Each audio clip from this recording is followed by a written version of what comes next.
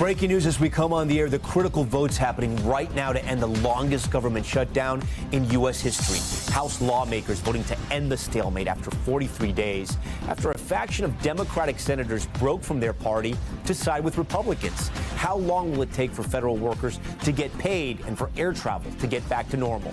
Also breaking tonight, Epstein email bombshell. Tens of thousands of documents released for the first time. The emails from Epstein alleging that President Trump, quote, knew about the girls and once spent hours with an alleged victim. New questions about the extent of their relationship and how the White House is firing back tonight. Video of a Turkish military plane free-falling before crashing. What's sent it spiraling out of control? The TikTok influencer ordered to pay more than $1 million over an affair that ended a marriage. The law that made it possible to sue for infidelity. Early checkout guests evicted mid-stay after a hotel chain abruptly goes out of business. We hear from travelers left stranded and employees caught off guard. And the stunning and rare light show dazzling the night sky. Millions catching a glimpse of the northern lights as far south as Florida, where you might be able to see them again tonight. Plus, the big change for change. The final penny minted today. Why the 1-cent coin is gone for good. Top story starts right now.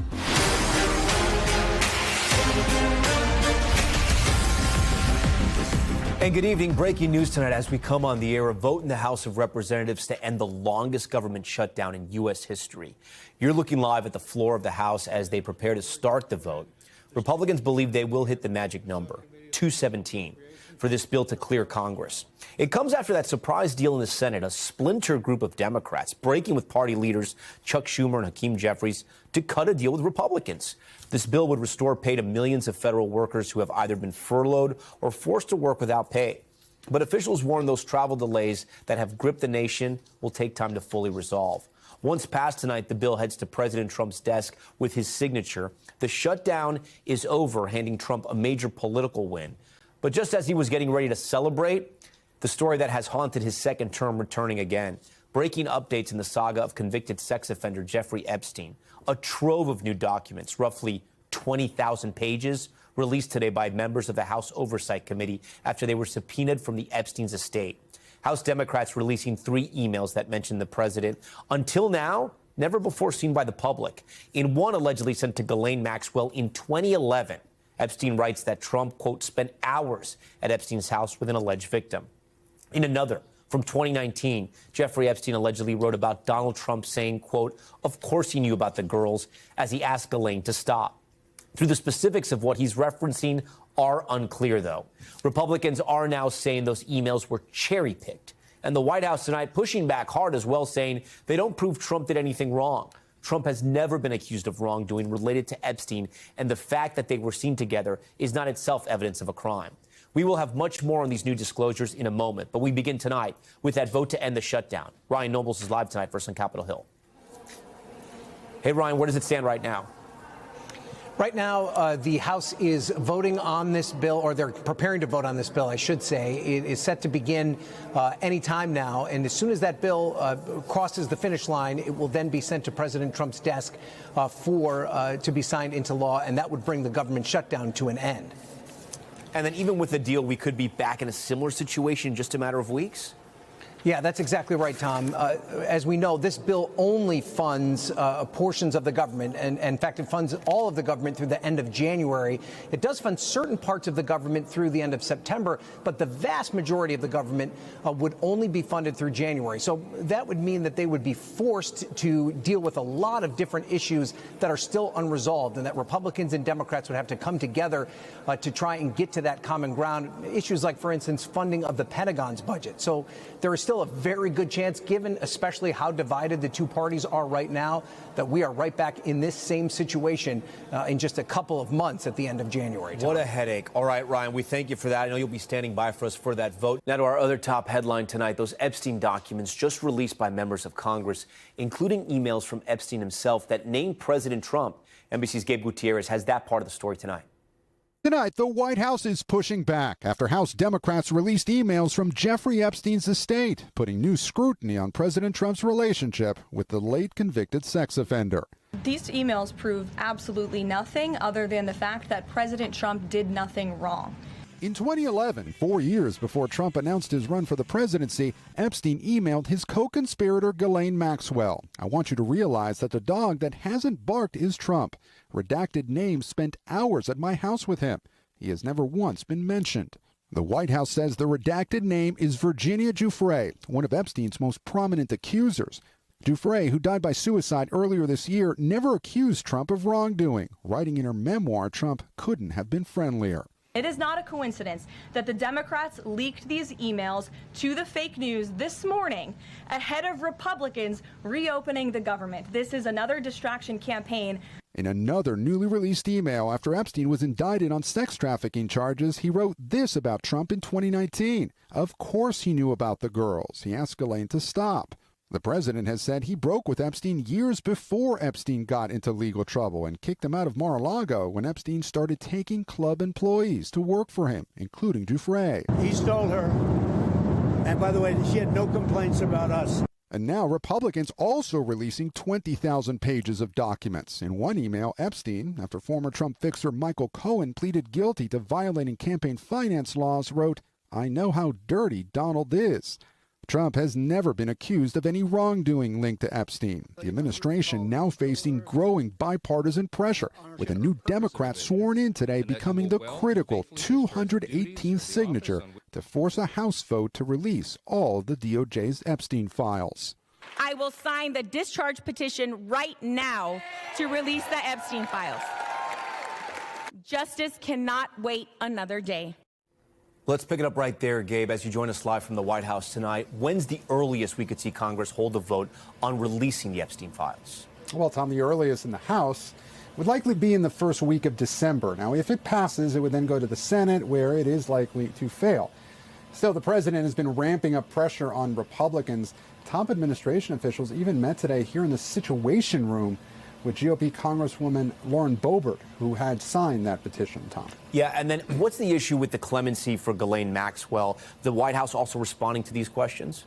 Yeah, that's right. That came up in the briefing room today. White House officials have repeatedly said that that's not something the president is thinking about. Now, the president himself several times has said that he could grant clemency to Ghislaine Maxwell if he wanted to, but that's not something that he's been asked. And once again, Press Secretary Caroline Leavitt today saying it really hasn't even come up. Still, though, it's been raised over and over again, and this issue continues to dog the Trump administration, even as it tries to highlight its economic agenda and other parts of the administration's agenda. Right now, it's trying to, as I mentioned, ramp up that pressure campaign against Republicans, urging them to drop the issue, Tom. All right, Gabe Gutierrez. Gabe, we thank you. I want to bring in NBC News senior legal correspondent Laura Jarrett and senior Washington correspondent Hallie Jackson. I thank you both for being here. Hallie, I'm going to start with you first. We're 10 months into President Trump's second term, and Republicans have been with him on pretty much every issue, but there's been a real split on this, the Epstein files and the GOP.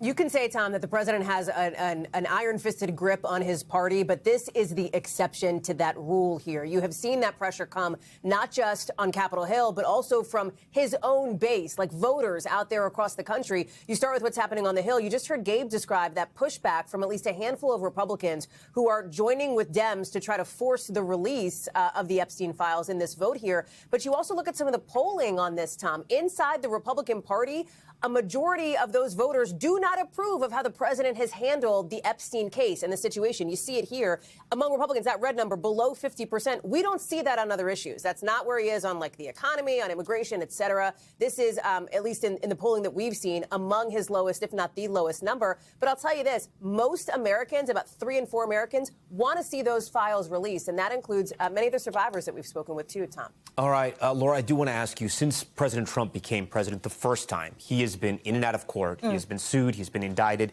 Viewers at home may say, okay, is there any legal exposure here, civilly or criminally, for the president with these new emails? I don't think these documents change sort of his exposure profile, if you will, Tom, because there's nothing directly connecting him to any crime. Even him saying, even Epstein saying in here, he knew about the girls. Does that mean he knew about what Epstein was doing with the girls, what Trump was doing? It's just not clear. And so I don't think it does anything to directly tie him to any wrongdoing. From what we've seen so far, not enough there. I think that that's right. And he's obviously maintained that he didn't do anything something wrong. Yeah. And Hallie, you've done a lot of reporting with the families of some of these victims here. A lot of the pressure to release the DOJ files has come from Epstein survivors, but also their families. Yeah, they're super laser focused on this, Tom. Again and again in our conversations, in public appearances that some of these survivors have made, they've said they want transparency, that is their primary objective here. They want the focus to be survivor-centered in these conversations, and they want to see some degree of accountability. They want the president essentially to make good on something he suggested he would do on the campaign trail, which is potentially release those Epstein case files.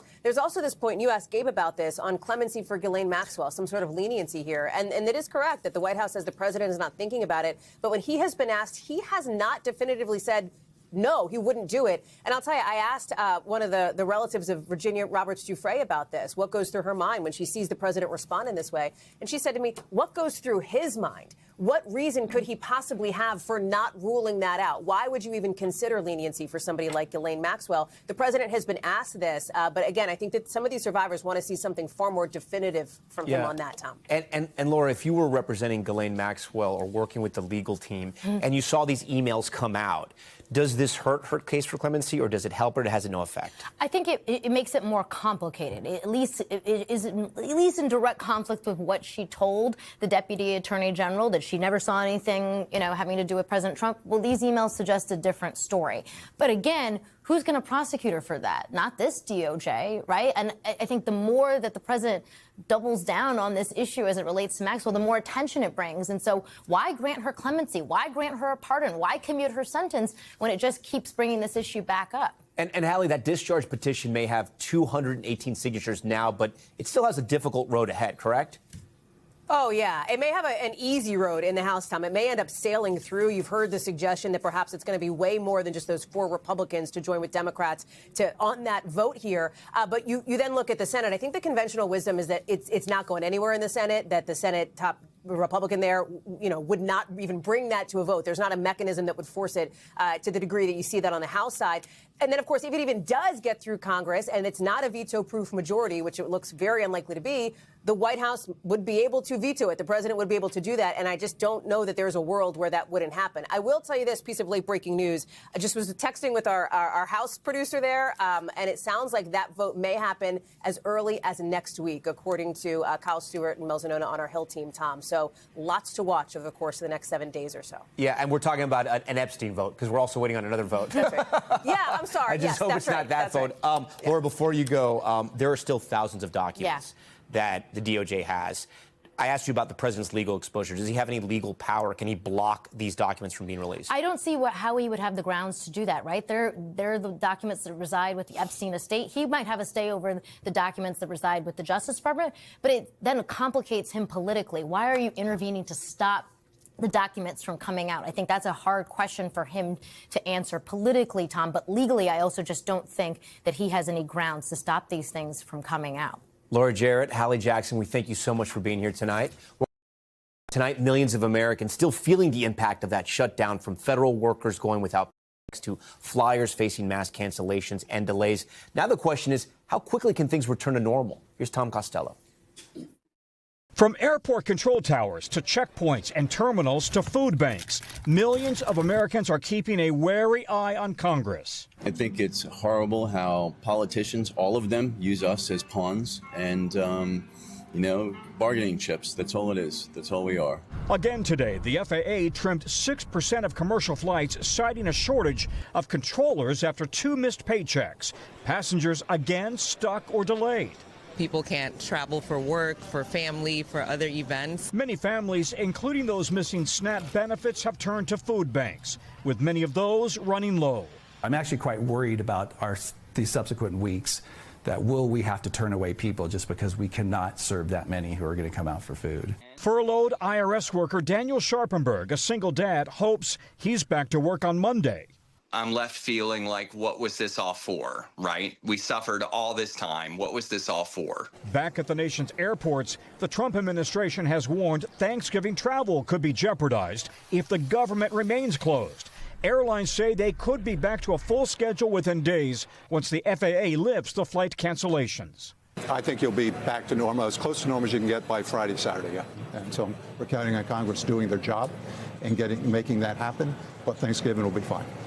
All right, with that, Tom joins us live from Reagan National Airport tonight. Tom, it's been another rough day at the airports. We've been asking you this for weeks. Yeah. What does it look like tonight? Do you see it getting any better tomorrow?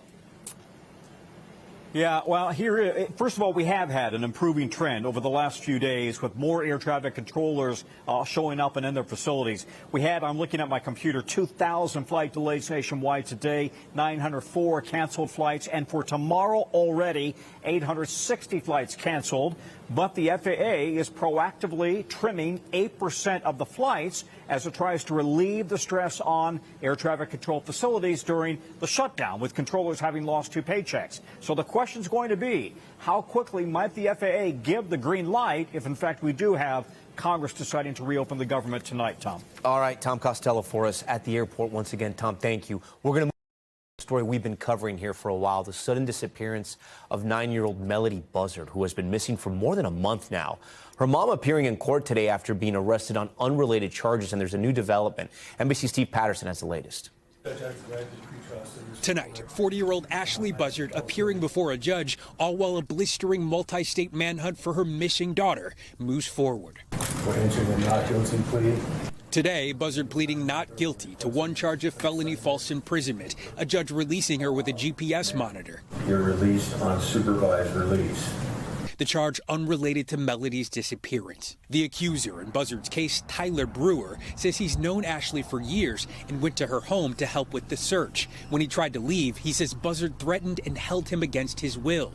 In a now deleted social media post, he wrote, Miss Buzzard became visibly distressed after sharing information she appeared to regret disclosing. A box cutter was produced, and despite multiple requests to be allowed to exit the home, I was not immediately permitted to leave. Authorities arrested Buzzard Friday. Her daughter now missing for more than a month. Investigators are continuing to reach out to Ashley to try to give her every opportunity that we can for her to let us know where Melody is. Has her cooperation with the investigation changed at all since she's been in custody? Her cooperation has not changed. Surveillance video shows Ashley with her daughter in disguise, both appearing to be wearing wigs. The pair seen in a white Chevy Malibu on October 7th. The rental car's license plate swapped during the trip. Melody was last seen on October 9th, spotted near the Utah-Colorado border, as investigators say they're committed to bringing her home. All right, Steve joins us tonight. Steve, we're still wondering what happened to that beautiful little girl, but if convicted, the mother here, what could the punishment be like? Yeah, Tom, legal experts say she could be facing up to 3 years in prison. Again, she was released today. You heard the judge there with that GPS device. Is looking now at a second court date for a pretrial hearing as early as next week. I asked today the sheriff's department if they learned anything from Ashley about her missing daughter while she was in custody. They said they tried, but they're still trying to get her to cooperate. Tom? Okay, Steve Patterson for us. Steve, thank you. We are back in a moment with the TikTok star ordered to pay more than $1 million for destroying her manager's marriage, the little-known law at the center of the heated legal battle. And a member of one of America's most famous political families now launching a bid for Congress. How JFK's grandson is looking to shake up Washington, and the incredible scenes in the sky, the Northern Lights putting on a show across the country, where you might be able to catch the stunning display tonight. Stay with us.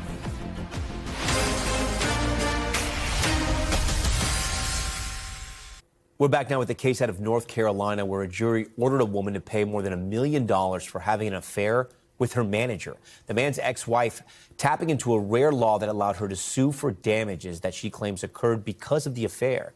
Maggie Vespa on the case that is now playing out in court and on social media.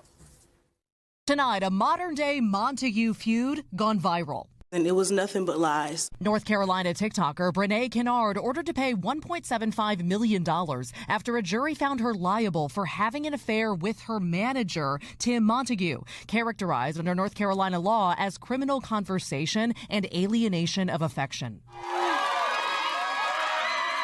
Montague's ex-wife, Akira, suing Kennard for her deliberate interference in the marriage, including wrongful and malicious acts. What's up, y'all? Saying in a court filing, Kennard engaged in behavior designed to seduce him, like wearing very short skirts and twirling her hair in a flirtatious manner. The plaintiff's attorneys presented evidence, including sexual videos and texts, a video of Kennard dancing in the couple's home, and another video of her saying she cannot wait to be Mrs. Montague. They argued the TikToker, who had millions of followers, flaunted their relationship on social media. Hi, guys. That says that my client was telling the truth. Akira Montague saying as a result of Kennard's actions, she has suffered humiliation, mental and emotional anguish, and injury to her health, adding their actions deprived their 2 young children of a 2-parent household. She has received justice from losing her husband and the father of her children. But Kennard argues she had Montague's consent. She gave her consent. She said it was okay because she knew her marriage was over with and it was done. Kennard now calling herself Mrs. Montague, saying the couple are married, though NBC News couldn't find any legal documentation supporting that claim. She tells NBC News in a statement, the verdict wasn't fair at all. I fought the lies for 8 days and the jury sought sympathy, not facts, adding it's not over until God says it's over. Tim Montague adding about the TikToker, my wife had no fair shot, especially when defending herself against an entire team of attorneys. As for that $1.75 million payday, I don't know, but she'll probably never see it. All right, Maggie joins us now. Maggie, sorry, we were sort of glued to the monitors there. This one's a strange one. Fair. Let's back up. You mentioned this is a North Carolina law, but there are other states where people can sue over infidelity?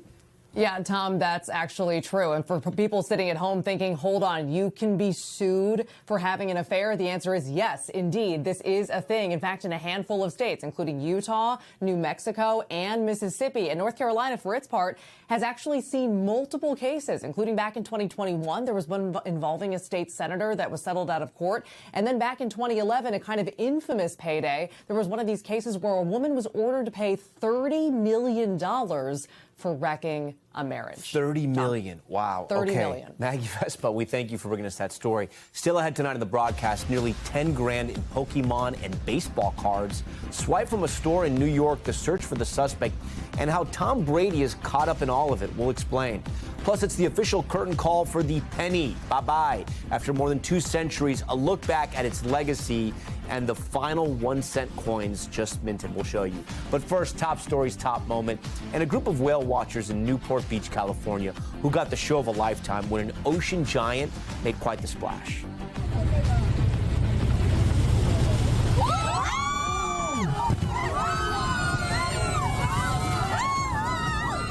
This humpback whale breaching right in front of this boat from Davies Locker Whale Watching, creating one of the best photo bombs of all time. That is incredible. All right, stay with us. More news on the way.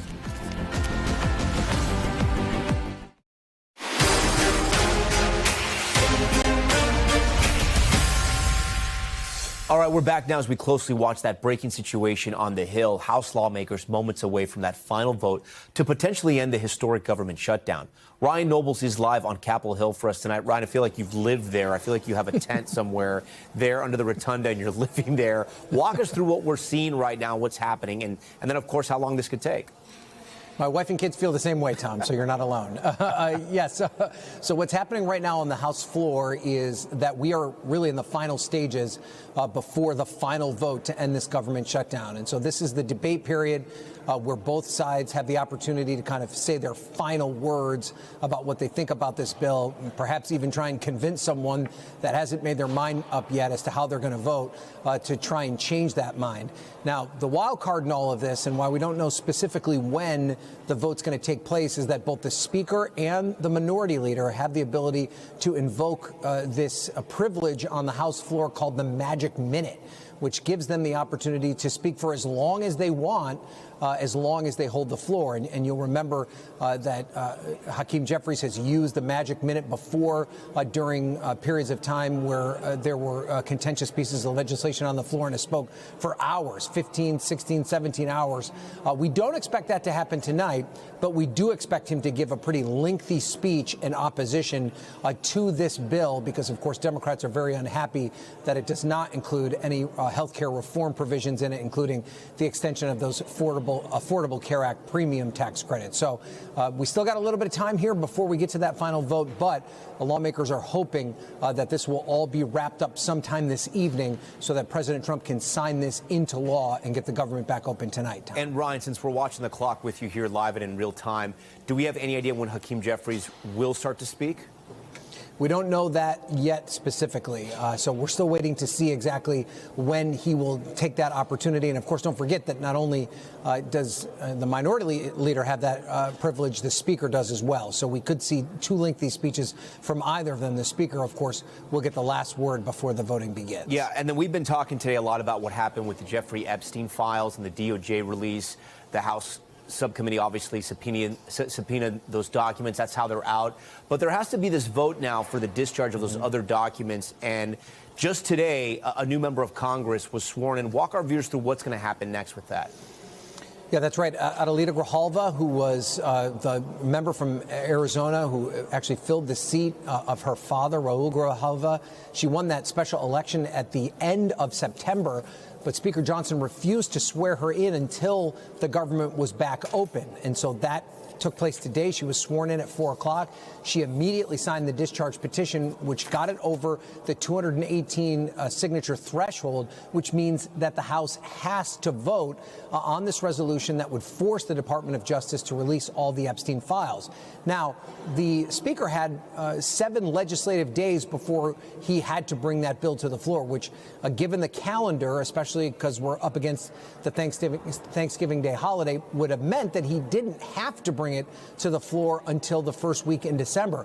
But he just told reporters and confirmed by NBC News in just the last hour that he is prepared to bring that to the floor as soon as next week. So we could see a vote on that discharge petition as soon as next week. And even though it barely creeped over the 218 threshold to force it to the floor through the discharge petition, we're told there could be dozens of Republicans that vote yes on this discharge petition beyond the small handful of Republicans that signed the discharge petition to get it to the floor. Now, once it gets past the House, it's not like the Department of Justice automatically has to hand over those documents. It still needs to go to the Senate, where it would need 60 votes in order to pass. And there's no guarantee that the Majority Leader John Thune will even put it on the floor. So that remains an open question. And then if it were to get that 60 votes in the Senate, it would then have to go to President Trump to be signed into law. Given what we know about Donald Trump's perception of the Epstein investigation, he's called it a Democratic hoax in the past. He's been very upset with his Republican colleagues that they've pushed this investigation forward. It seems very unlikely that he would sign it. So this is a very critical step. It shows that the Epstein saga is not going away, Tom, but it does not mean that we're going to see these documents in the immediate future. All right, Ryan Noble's covering it all for us, and we, of course, will go back to you once that vote happens or once some major speeches happen. We thank you. Now to power and politics, and some New York politics, if you will. An heir to a political dynasty entering the arena. The Kennedy family tree contains a president, a senator, ambassadors, and the current Health and Human Services Secretary, RFK Jr. And now the grandson of President John F. Kennedy, you see the family tree here, Jack Schlossberg, looking to join the long line of public servants, announcing his run today as a Democrat for Jerry Nadler's soon-to-be open seat in the House of Representatives, representing New York City. You might know Jack from his social media feed, where he's amassed more than 1 million followers, often criticizing Republicans and even his cousin RFK. Take a look. Newsflash, Republicans are lying. And just when you thought it couldn't get any better, measles cases rise 500% thanks to RFK Loser's policy of not doing anything to stop the problem. Hey, everybody. I'm really sorry for all the things I said. All right, veteran New York City politics reporter Jeff Colton from Politico joins us once again. Jeff, always great to have you here. Thank you. First, before we get into Jack, talk to me about this district. We know Jerry Nadler, of course, stepping down, but what's the makeup? What part of the city, all that?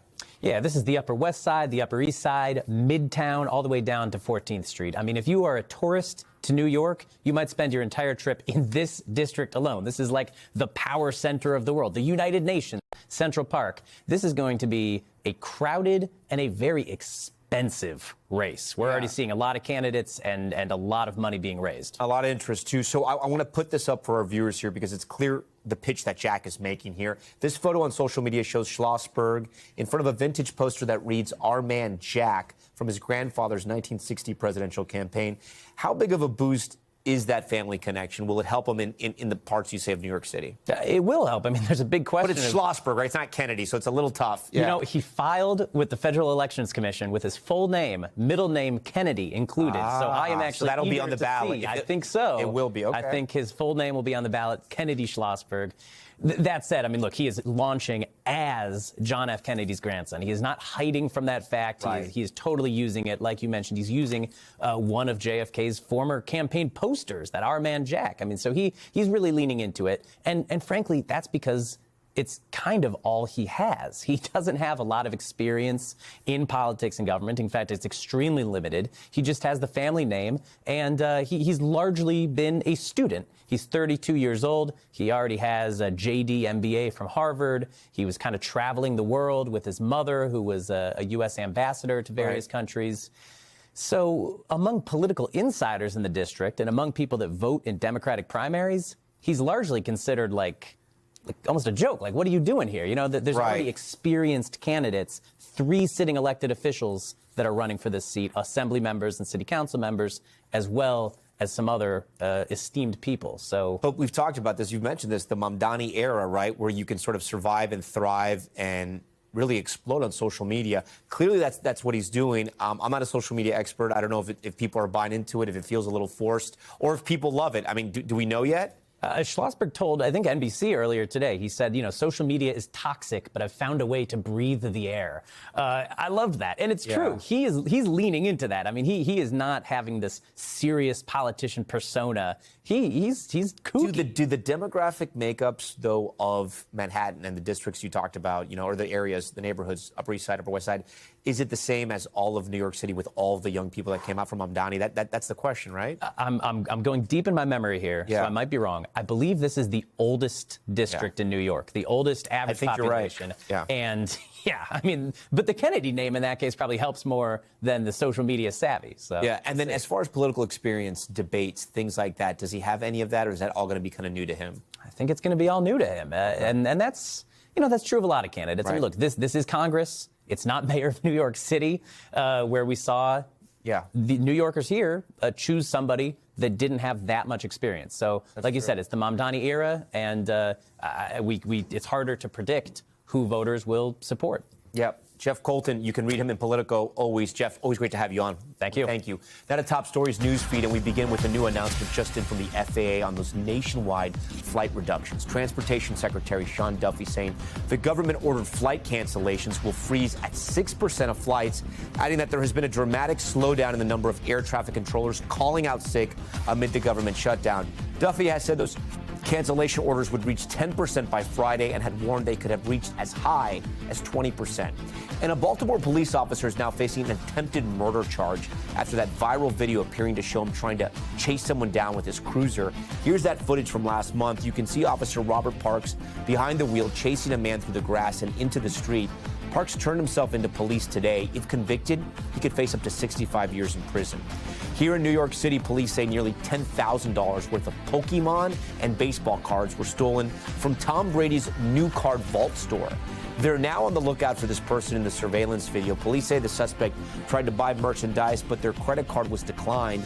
Then the person allegedly messed with the machine without the employee knowing and was able to walk out with the cards without ever paying. All right. 3 original Bob Ross paintings just sold for more than $600,000 at auction. And all of that money set to go to public TV stations hurt by cuts in federal funding. He painted some of the works on his famous show, The Joy of Painting. The auction house says they're the first of 30 pieces of art by Bob Ross being sold to help support public broadcasters. Okay. Now to the incredible light show dazzling the sky across the country. Americans as far as south as Florida got a rare glimpse of the northern lights, painting the sky in spectacular greens and pinks. A severe geomagnetic storm is behind the stunning display. Here's NBC's Emily Aketa.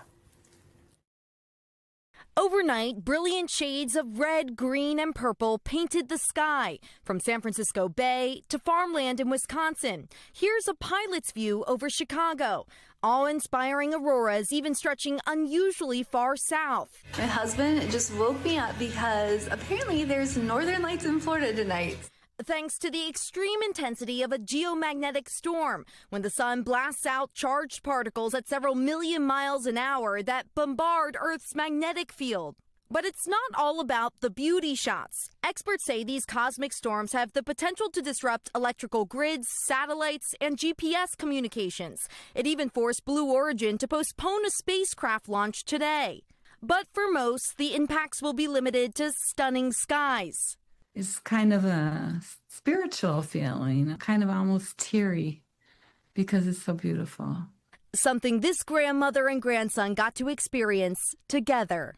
She's always talked about it, and being able to fulfill something like that for her was just like, it's priceless. Emily Ikeda, NBC News. All right, we thank Emily for that one. I want to bring in our good friend, NBC News meteorologist Bill Cairns tonight. Bill, seeing the northern lights, so beautiful, but this far south is rare. I mean, I can't remember hearing about that in Florida. Break down the science behind it all. All right, so the sun has been very active lately. We get these eruptions on the sun from time to time. Sometimes they point at Earth, sometimes they don't.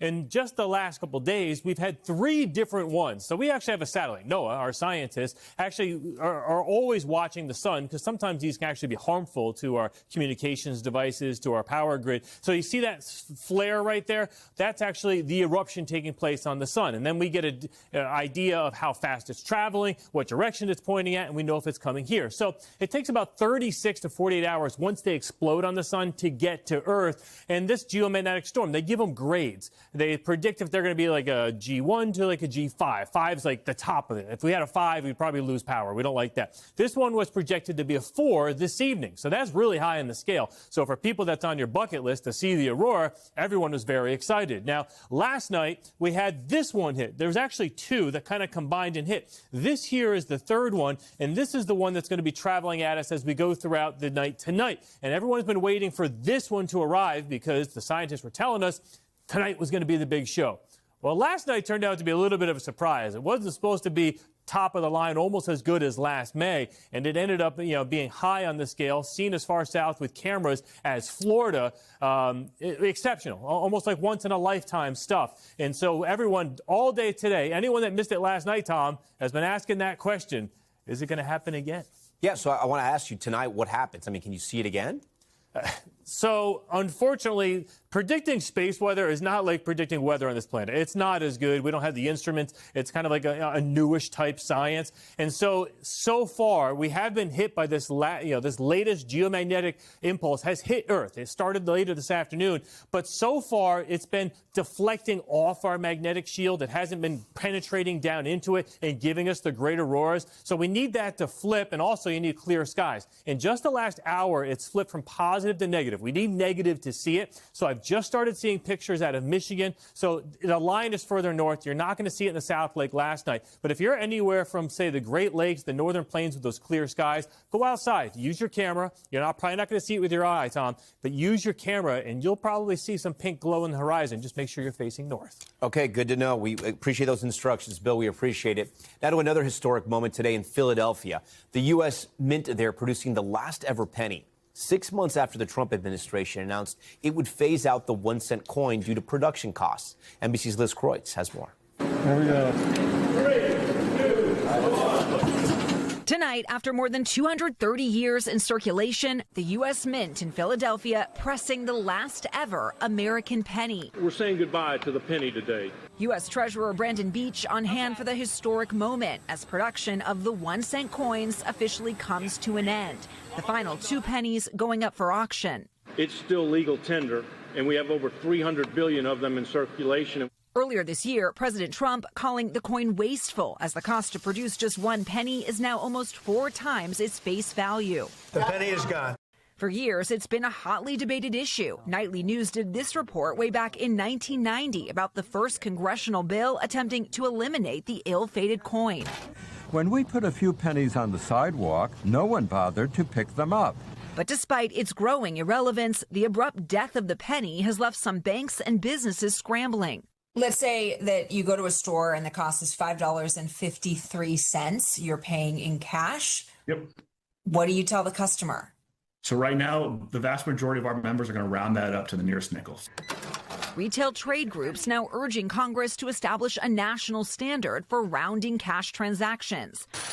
But tonight, many just saying goodbye. We're going to have a moment of mourning. Sharing their thoughts for a penny. And Tom, another big question people have is, should I be saving my pennies now that they're going away? Are they all of a sudden going to be worth more? Experts say not necessarily. So you can go ahead and use them. They are still going to be in circulation for a while since there are still so many pennies out there. But with no more being minted, the U.S. Treasury Department hopes this is going to save them about $56 million a year. Tom. Still ahead tonight, guests forced to check out early after a hotel chain abruptly goes under. We'll explain what happened. Stay with us.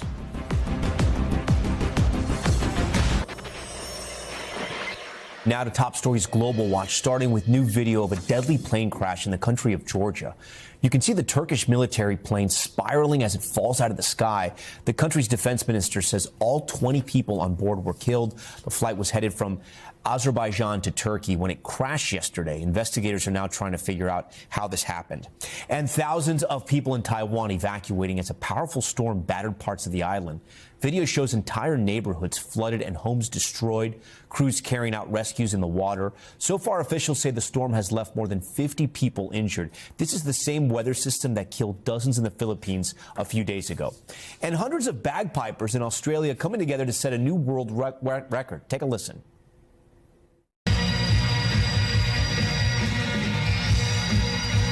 That was AC/DC's It's a Long Way to the Top. The song belted out by more than 370 pipers, breaking the previous record set in 2012. Thousands of people packed in to see the performance. Organizers say the oldest piper in the crowd was 98 years old. Next tonight, to the sudden shutdown of the short-term rental company Sonder. The chain filing for bankruptcy after a deal with Marriott was abruptly cut short. Guests asked to leave rooms overnight and employees blindsided by news they were losing their jobs. Ellison Barber has this one. Tonight, hotel guests left stranded and caught in a travel nightmare. We have a horror story that just happened to us today. Minjin Chin and Kevin No are in the process of moving apartments in New York City. The travel content creators say they plan to stay at a Sonder property for 2 weeks. They paid in full and then got this email. We got the email Sunday. First off, it was like, is this news even real? The news, very real. The short-term rental company that promised visiting would feel more like living. We call it a Sonder. Cutting everyone's stay short. We just got evicted from our hotel. We're basically moving to another hotel right now. They're saying they can't help us. Sonder announcing they filed for bankruptcy 1 day after Marriott terminated a licensing agreement with the company. What current guests learned is that they had, in some cases, less than 24 hours to vacate. In a press release, Sonder's interim CEO says the company had unexpected challenges with tech integration and a sharp decline in revenue. What is your advice to customers who aren't sure what to do here? My advice to customers would be to reach out to your credit card company and to try to contest any sort of amount that you paid without having those services been received. Secondly, it would be to reach out to Marriott, both at a general corporate level and also at your property. In a statement, Marriott says they will support guests currently staying at Sonder properties and those with upcoming reservations. It's very stressful, kind of very hectic, and it was definitely not something that we had planned for. Sonder did not respond to NBC's request for an interview, but customers are not the only ones who were affected. There's thousands of us now that don't have a job going into the holidays. Sonder employees were too. One posting this video online showing a property in New York with a sign reading, "Notice of Closure." How we found out was Google. Ebony Rivera worked for Sonder as a front desk hospitality agent for a little more than a year. She said she found out she'd been fired through posts on the internet and alerts in the Marriott app. Some people found out from guests. We'll get paid out for any hours worked, PTO, things like that. Because of the financial things that are going on within the company, they could not offer severance at all, and we would have to apply for unemployment. Ebony and her husband both worked for Sonder. They have 2 kids, a 9-year-old and a 5-month-old. Obviously, everybody has bills. We were expecting, to have some type of Christmas, kind of looking slim on the holidays for things. And the couple we spoke to, they say they booked and paid for a new accommodation on their own. They tell us they don't know when or if they'll get refunded for their Sonder booking. We reached out to Marriott to ask them about some of their specific concerns. So far, we haven't heard back. But on their website, Marriott is telling customers with Sonder reservations, and I'm quoting here, to contact your credit card issuing bank to initiate a refund request. They go on to say any refunds will be processed on the card which the prepayment was processed. Tom? Ellison Barber, we thank you. When we come back, if you think you're in good shape right now, meet the 80-year-old grandmother who just swam, biked, and ran her way into the Ironman history books. She joins Top Story next. We are back now with an inspiring story we brought you last week. You might remember our top moment when 80-year-old Natalie Grabo became the oldest woman to finish the Ironman World Championship, crossing the finish line after a 2.4-mile swim, 112-mile bike ride, and a 26.2-mile run in less than 17 hours. We were so blown away by her story. We wanted to speak to the Iron Woman herself. Natalie, thank you so much for being here. Thanks for having me. So talk to us about this. You completed an Ironman. You are 80 years old. How did you do it? Well, it's all the work ahead of time. I've been doing this for 21 years. So it's consistency, it's training every day. And it helped that I had been there 10 previous times at the World Championship. So that helped. And so I found this stunning. You didn't learn to swim until you were 59? Right, yeah. What made you take the leap? Well, because I wanted to do a triathlon. So the first, all my friends were doing them, and I wanted to join them. So I had my daughter come and do the swim portion of one for me, and I just loved the whole energy, the people, everything. So I decided I better learn to swim so I could do one by myself. You're one of the few people on this planet that have been able to cross this finish line, right? To say that I have completed an Ironman. What is that feeling like when you cross the finish line? Oh, it's a great feeling, but it's a great feeling to cross all the finish lines. So I race a lot, and it was special this year because I was the oldest one to ever do that. You know, I'm talking to you. Age is only a number. I think you live that, right? I feel like I'm speaking to somebody who has so much life and power and strength. And when I shook your hand, I could feel like you're pretty strong. I am strong. So what is your routine? I mean, how have you stayed so strong and so fit throughout your life? Well, I love to move. So I have a workout, at least one workout every day. And I do what my coach tells me. I'm very good about that. And I love it. I love getting up in the morning and having a hard bike to do, a run, a swim. I mean, I get that. But again, you're 80. Yes. I mean, so your body still says, I can do this. It doesn't tell you, please stop, Natalie. No, it doesn't say that. No, it says, go on, go on. I have 3 races on my schedule for next year. I'll do it as long as I can. Yeah, I love it. And do you take care of yourself when you take breaks? I mean, how often are you working out? Just about every day. But I do rolling and stretching, and I do all that beforehand, and I eat pretty well. Talk to me about your diet. What kind of stuff do you eat to stay fit? I eat just normal, everyday food that everybody eats. So I have Cheerios in the morning. I just eat regular food. But you just work out a lot. Yeah, I do work out. I eat a lot and work out a lot. Any guilty pleasures? I mean, any wine? I'm sure you're not a smoker. Sweets. Sweets. I like sweets. Yeah. Okay, that gets you through it. Yeah. What do you tell people who are your age or getting up there who are like, my body doesn't. It's hard to get out of bed? Well, I think everybody needs to find something they can do. And start small. Find something that gives you joy. It doesn't have to be swim, bike, and run. It could be water aerobics or golf or pickleball or whatever. And start small and be consistent with it. And then you'll get a lot of joy out of it. You'll feel stronger in the body, and then you feel stronger in the mind. Do you find that your body has kept up with you? Or, I mean, when you wake up, do you feel 80 years old? Or when you wake up, you feel great? I don't know what 80 feels like. I just feel good. So, I just. Yeah. How long have you maintained this lifestyle?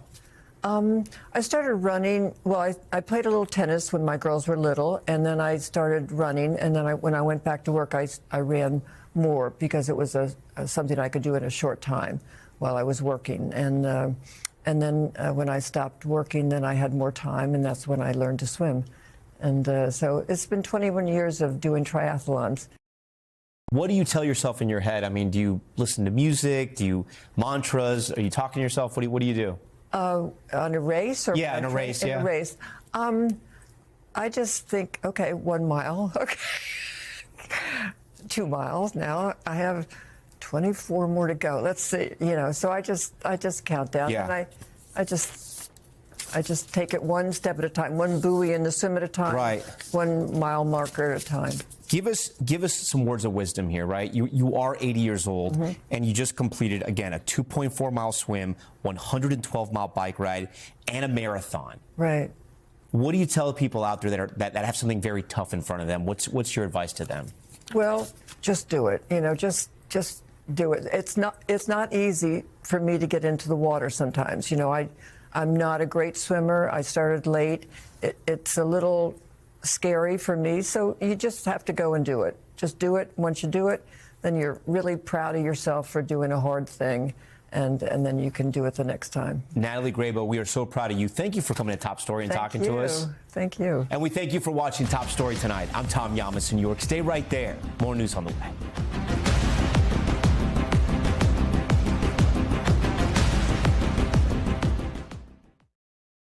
We thank you for watching, and remember, stay updated on breaking news and top stories on the NBC News app or watch live on our YouTube channel.